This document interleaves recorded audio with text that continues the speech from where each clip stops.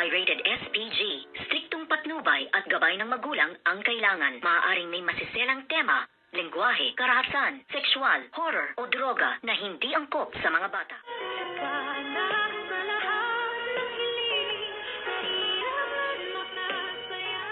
Good morning and welcome sa aking munting channel. Isang celebrity at sikat nga na artista at modeling ang isa ngang ooperahan dito sa Apex Medical Hospital at isa nga ang ating bidang si Dr. Annalyn Santos na inirequest na makakasama ni Doc RJ para nga mag-opera dito at para mailihim nga sa mga fans at lalo na sa kanilang pinirmahang kontrata na meron silang isang malaking launch na gagawin nga kaya't napili si Doc Annalyn para nga hindi maibunyag ang katotohanan. Ngunit narinig lahat nito ngang si Zoe ang usapan nga ni Doc Ray at ni Dr. Annalyn Santos kahit na nga napakalayo at napaka-imposible naman na pag si Zoe ang nakikinig ay dinig na dinig niya ang lahat ng usapan kahit na meron pa itong nakalak na pinto ay talagang napakagaling itong talagang ang si Zoe na talagang parang meron siyang hidden camera. Nakitang-kita niya at dinig na dinig niya nga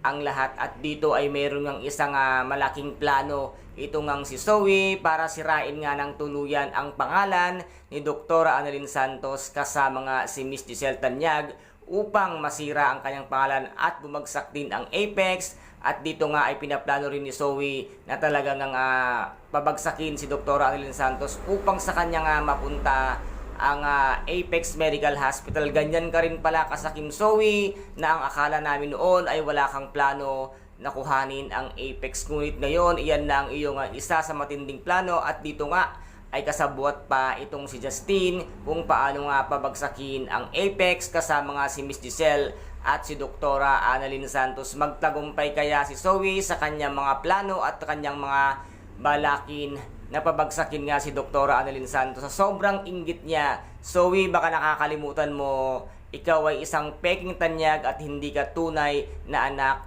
ni Doc RJ Tanyag. At dito naman ay dumating na ang isa sa mga stockholder nga ng Apex Medical Hospital. Sino kaya ito? Ito kaya ang tunay na magulang nito ngang si bruhang si Moira, or ito kaya ang tunay na Moira nagpa-plastic surgery lamang upang makapaghiganti at muli ngang makuha ang atensyon ng lahat at makuha nga ang Apex Medical Hospital. At isa kaya si Eric dito na tumulong para muling magtagumpay ang kanilang mga plano na mapabagsak ang Apex Medical Hospital at mapasa kanila ang lahat ng ari-arian ng mga Tanyag. At dumalaw pa nga ito sa puntod nito ngang demonyitang si Moira at dito nga ay sinindihan pa ang larawan ni Dr. Annalyn Santos, ni Mitch Lynette Santos at ni Doc RJ. At dito naman ay muli na nga sinelebrate ang welcome party dito nga sa isa sa mga stockholder nga ng Apex Medical Hospital. At laking gulat nga nila nang marinig nila nang magpakilala nga ito, naka-apelyido nga pala ito ng demonyitang si Moira. Ano kaya ngayon ang gagawin nito nga family Tanyag ngayong napasok sila ng isa sa mga kaapelido nito ngang demonyitang si Moira?